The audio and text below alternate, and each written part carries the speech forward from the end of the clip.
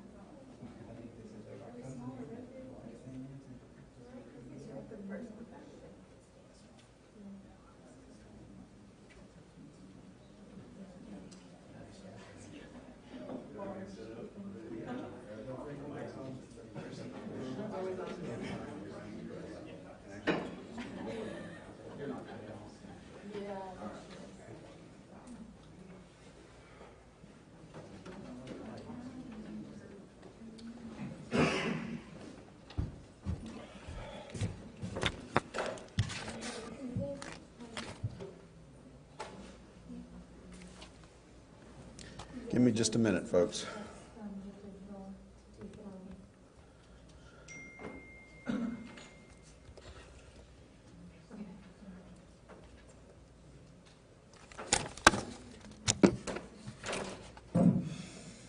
You ready? All right. Good afternoon. My name is David Blackburn. I'm a Bell County judge. I have with me today Dr. Chadwell from the Bell County Public Health District, Mike Harmon from the Bell County Communications Center and Emergency Management Director. I'll be fairly brief. We sent out a couple of documents prior to 1 o'clock or prior to this time today. One of those documents came from the Public Health District, and I'm going to read part of that, and then I'll also read the directive that I sent out at about 10:45 this morning relating to COVID-19, and then I'll ask Dr. Chadwell to come forward, and I think she's got some additional comments that she would like to make. The Bell County Public Health District has identified the first presumptive positive case of COVID-19 that occurred late last night. The case is in the process of undergoing confirmatory testing with the CDC. The individual is a 29-year-old male in Belton with a travel history in Barcelona and Paris from March 4th to March 10th. The Bell County Public Health District has initiated self-isolation protocols and contact tracing for this case, and that is underway. There may be more details to share as we go forward, and we'll provide pertinent information throughout that process. The release from the district also goes on to note that this puts us into phase 2 of the Bell County COVID-19 plan, which we'll put on the screen, which is stage 1, which we introduced yesterday.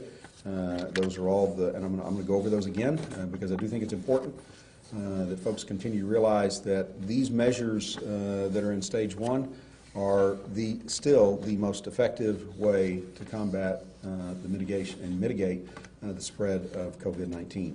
The first one is stay home if you're sick. Avoid contact with persons who are sick. Avoid touching your eyes, nose, mouth with unclean hands.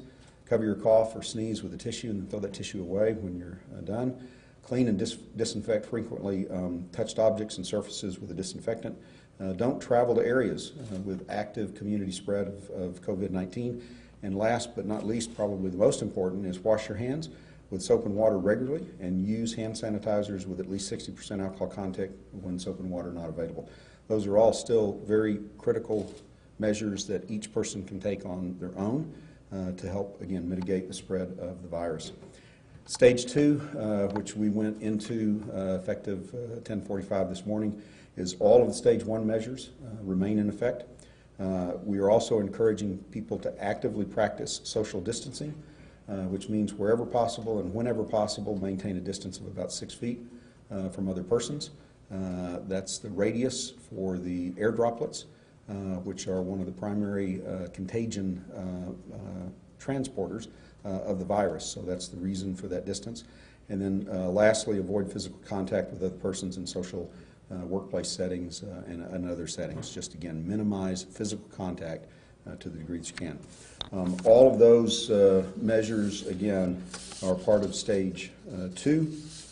The second thing I'll read, which again I also sent out at 10:45 this morning, and then I'll ask Dr. Chadwell to come forward, and I think she's got some comments she'd like to share. This was the statement that I sent out, or the directive that I sent out this morning. I was informed this morning by Dr. Chadwell, Director of the Bell County Public Health District, that Bell County now has its first presumptive positive COVID-19 case. The case is a 29-year-old male who resides in Belton, and the case appears to be travel-related. I was also advised to treat this presumptive positive case as confirmed. Accordingly, and effective immediately, Bell County is now at stage 2 of the COVID-19 plan, and I attached a copy of that plan. While I urge all residents to remain calm, I would also urge all residents to be proactive in practicing the mitigation measures that Bell County COVID-19 Action Plan recommends, which I just went over. Personal hygiene efforts remain among the most effective means for mitigating the spread of the virus. And again, that directive was sent out at 10:45 this morning. Dr. Chadwell?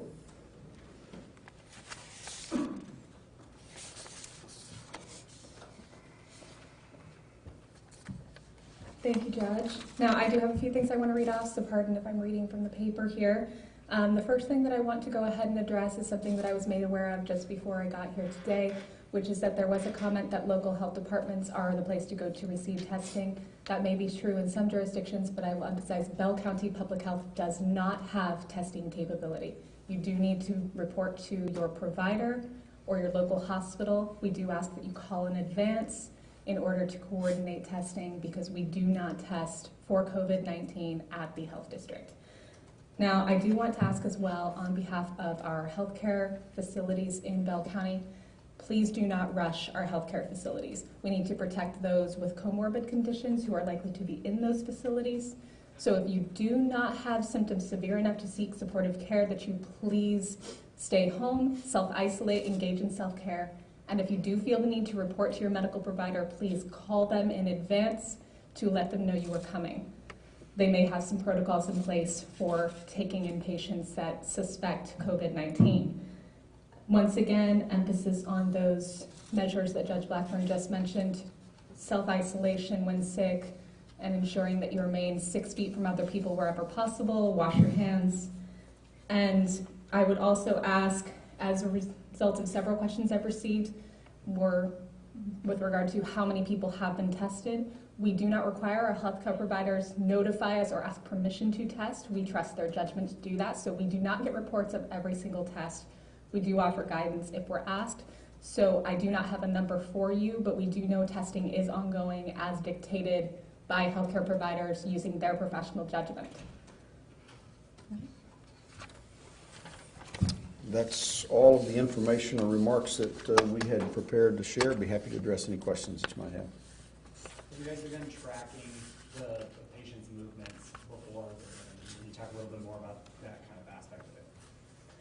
In terms of how the contact tracing works? Yes. Just have you had any process more with the contact tracing? Can you talk about that? So when we identify a positive case, the very first thing we make sure we do is engage in isolation procedures, whether those be in a hospital or in a self-isolation environment, depending on the need of the patient.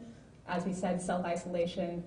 Now we go with that patient through a process of identifying where they've been during their infectious period, who they've been in contact with, and we go through a list process to trace back through their contacts and where they have been located, and we might involve other agencies as necessary, depending on those contacts and how that all shakes out geographically. And how long will that take, and will we get the information of where this patient has been when they return back to the States? As far as that is concerned, if that is necessary to put out to the public, we will certainly do that. We're in the process of identifying those contacts now. That usually takes several days. It is a long process, and we have engaged surge capacity with our staff in order to do that. If it is necessary to alert the public of any of his whereabouts, how would the public be informed of that? In much the same way you were informed of the case this morning, so keep an eye out for website press releases, the email releases, as well as our Facebook page, which has been very popular this morning. And we are in coordination with our county judge and all of our partners, and they will make necessary notifications as well. For this case, your press release said late last night. Was that Thursday night or very early Friday? Very early this morning, about 1 a.m. So yesterday you guys had no idea when you had the 1 o'clock press conference? No, we did not. Is that delay just because it was in the overnight hours, or should we expect that if a confirmed case comes at 1 p.m. that you guys wouldn't put anything out until 10:30 that night? Or is it just because those were overnight hours that things didn't get put out immediately? Yes, it was the overnight hours. We have people on call, but there is a process for notifying, and it takes some time to get it going when it happens at those overnight hours like that. Have you guys been in contact with schools? Do you have any recommendations at this point? I have been in contact with area school districts and superintendents as late as just about 5 minutes ago. So we're in constant contact, or I'm in constant contact with them. The schools are internal, I say internally, but the area schools are collectively cooperating and collaborating right now. They've indicated that they certainly want to cooperate and collaborate with whatever guidelines and directives come from the public health district or from the county.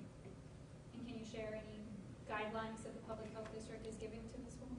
The guidelines we've given to the school districts are the same guidelines that we've gone over in the directive that was sent out this morning and the directive that was, or the plan that was shared yesterday. We have a lot of people questioning the wording of presumptive positive, and I know that you guys are saying that you're treating it as positive. Can you talk about the timeline or reiterate the timeline for the CDC testing and when you would know officially that So the presumptive positive, I know that is a little bit confusing. That is something that was put in place because this is a new strain of the coronavirus, this COVID-19. So the test is brand new. That is the CDC's way of just making sure that the test is accurate, and so far it has been very accurate, which is why we're going to treat a presumptive as a case, because as of this moment, we are not getting any indicators that there is any false positives or anything with this test.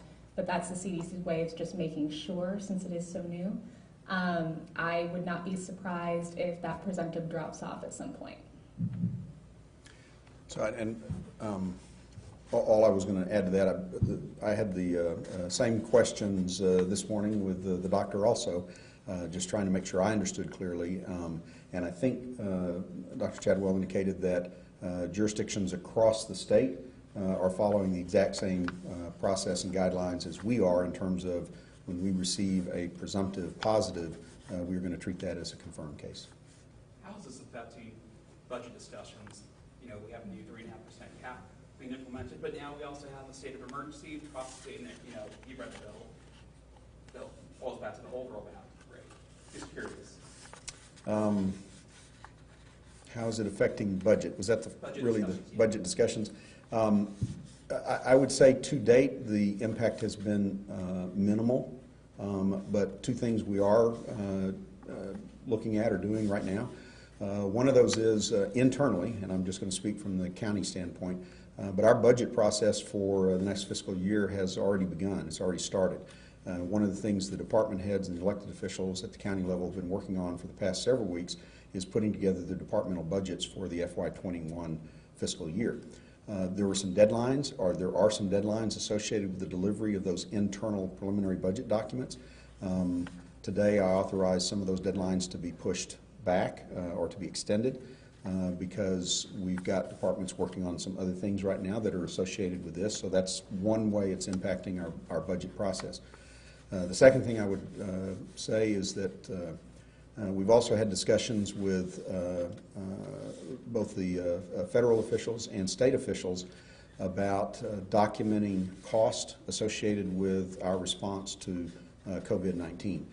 It's very important, those of you who have been through disasters of any kind in the past know that to be eligible for state and or federal reimbursements at some point down the line, that's always a reimbursement factor. It's always something that occurs after the fact. Documentation of your expenses associated with whatever the event is extremely important, and so both federal and state officials have been highlighting that fact, and so we have begun some processes internally to begin to document cost associated with our response. And how is this affecting county operations? Jury duty, I know in Clinton County was delayed, and in the jail, I guess. Jury duty in Bell County has been canceled for next week.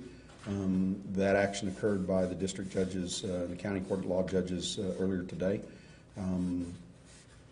That, to my knowledge, is the only direct county activity, so to speak, that has been impacted so far. There have been, I have fielded, as I suspect Dr. Chadwell has, multiple calls from agencies and entities around the county, private and public sector entities, about whether they should postpone or cancel events. And as the plan indicates, right now we are not, there are no restrictions or prohibitions against gatherings or events or those kinds of things. So what I have been advising folks to do is look at the plan. We are encouraging social distancing, and if you can conduct your event or your activity and manage that social distancing, then you should be okay. If you can't do that, then you need to make an assessment about the number of people at your event, the demographics of the people that are attending your event, a variety of factors, but ultimately the event organizer is the one right now that needs to make that determination. I believe there are multiple events and activities across the county that are being assessed and reassessed about whether or not they should conduct those. Can that change if more presumptive cases come up? I know you're saying that they're going to assess based on their event, but can that change? Can you guys make the decision to kind of cancel events if something happens? Yes. And that, under our plan, that trigger is community spread. If community spread is deemed to have been occurring, then the next directive that will go out will implement some restrictions that will not be voluntary. You discussed social distancing and that 6 feet. And we've talked about schools. Are you recommending at all that schools extend their spring breaks? I know multiple colleges and universities have, but a lot of the Bell County districts are still going forward. Yeah, I think what I would say to that is that's an active discussion that is going on right now amongst the school districts in the area, in the county. Anything you can say to residents who are panicked that the first case has hit Bell County? Don't panic. That's the first thing I would tell them is remain calm. Implement and follow the guidelines that the health district has suggested that you do. Wash your hands frequently. Practice the personal hygiene that we have proposed. If you're sick, stay home. If you see sick people, don't go around sick people. Wipe down hard surfaces. Just disinfect as you can and where you can. I know many employers, maybe I should have mentioned this earlier too, I have authorized at the county level, we have 50 or 60 facilities across the county. I have authorized some enhanced disinfectant procedures and practices for all of those facilities across the county. So we're going to step up our disinfectant practices that we do across the county. I think employers and organizations across the county are doing the same thing. But I would encourage all of those things to go on, but I would also encourage life to go on. We just need to carry on. We will get through this. I promise you, we will get through this. Judge, you kind of hit on it. Now with the first presumptive case, as we've seen with other county cities, it spread. So what are the preparations moving forward that the county has kind of laid out? If there is a second case, if there is a third, are there any preparations that we should know about? I know you mentioned the disinfection, but is there any other, as far as like in the back of what the health district is doing, or they're trying to get more people in, like, well, what is the next step for the county? Okay, well, let me, I don't know if this will address the question specifically, but I'll try, and then I'll let Dr. Chadwell respond also from the health side. From an organization standpoint, from the county standpoint, and what we're doing is encouraging our employees to do exactly what we're asking everyone in the public to do right now. As an organization, we're continuing to do, again, those sort of stepped up disinfectant practices across facilities and all of that. We would continue to do all of that if and when community spread occurs. In addition to that, what I have also had some discussions with the Emergency Management Coordinator. In addition to that, we are looking at what are called continuity of service operational plans. And what that means is just trying to make sure we have good plans in place so that if a significant component of the workforce is impacted, can't come to work, how will we continue to deliver the services that we need to deliver? Whether that be patrolling county roads, whether that be issuing driver's license plates, whether that be whatever it is, whatever county service we offer, county clerk's office, at the deeds office there, continuing those operations. How will we do that if we do have community spread? So those plan reviews are going on as we speak right now also. And I would encourage businesses and organizations to be doing the same thing. That's a good practice for any event to make sure you have some continuity of service operational plan. From the health side? Just one quick addition to what was just said. With regard to businesses and other agencies, one of the things that's been ongoing for several years now in emergency preparedness are continuity of operations plans. These are plans that agencies put into place to ensure that their base level operations continue in an emergency. The health district has such a plan. Judge Blackburn just outlined a similar plan for the county that emergency management has put into place. And many private entities and public agencies also have similar plans that they would need to consider based on the situation. I was going to ask also, if you get COVID-19 and you recover, what are the odds of getting it again? That is unfortunately a question we don't yet have the answer to. That is one that I have posed and many of us have posed to researchers actively considering what this virus does. As they research it, they're going to try and assess that. That would be a really great thing to have an answer to right now, and I apologize, I do not have one right now. Anything else? If not, let me end with what was maybe the next to last question, but I would encourage, and I think Dr. Chadwell would also, folks to not panic, to, again, just be reasonable and cautious and follow the guidelines that we've outlined, and we will get through this. Thank you very much. Do you mind if I add just one point? Oh, sorry. Sorry, guys. Just to add to his point, I will throw myself out as a community leader in public health. I'm 35 years old.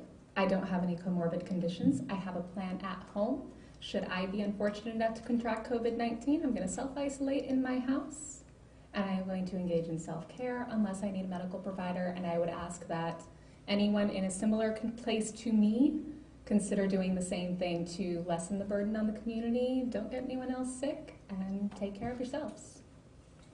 And real quick, you brought it up. Kind of, what should people be doing if they have to self-isolate or self-quarantine?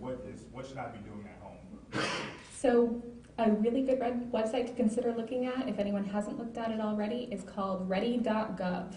It is a great resource, talks about how to build home kits, how to isolate in place, and it applies to natural disasters, to outbreaks, what have you. It's a great resource, and probably should be looking at it pretty much any time of year and have a plan in place in your home.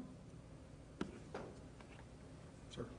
If I may, so this is good. If you were somebody who was younger, say in our age, and you're taking care of a family member who is older, maybe would be more susceptible to this, and you do become ill, what do you recommend you do if you don't have the option to have that person you're caring for move to a facility or to another place? What would you say is like the best steps you could take to protect them, that family member within their household?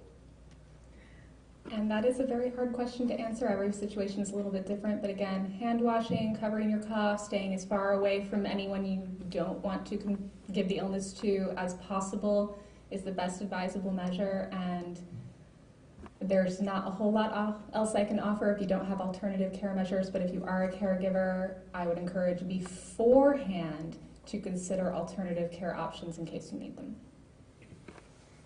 Yeah, as the non-healthcare person up here, I would say that was my first thought, was I would be developing alternative healthcare plans right now while everybody is healthy and well, so that if that eventuality occurred, there is a plan in place. I'll close with this. I think we said this yesterday, we'll say it again today. We are planning on having this briefing every Friday at 1 o'clock in this room, unless circumstances or events dictate otherwise. And if so, you'll get the same notice in the same way that you got the notice for this meeting today. If any more cases would be presumptive positive before next Friday, could we expect to hear from you before then? Notifications will be put out between now and then, yes. In person though? Like would we be able to talk to you in this format before Friday? Most likely. I think I'm only hesitating on that just a little bit because I think it's going to depend on maybe a couple of other factors as to whether or not we do the same kind of environment. But most likely, we would gather back up again. But we certainly will provide the notifications that we did in this instance and give you an opportunity. All right. Thank you. Thank you, ma'am.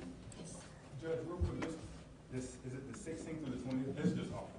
16th through the 20th, is that the jury duty? You said it's canceled? Whatever next week is. So just the week, okay. 16th through the 20th? Yeah, jury trials are set usually on the Mondays, and so they go that Monday. They call in jurors, Okay. and then they set the trials, and then the trials start on usually that Monday and go Tuesday, Wednesday, whatever. Okay. But next week they won't be having. Okay. Thank you.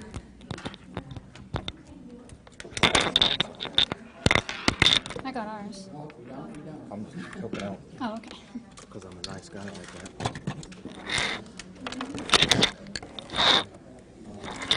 Dang, this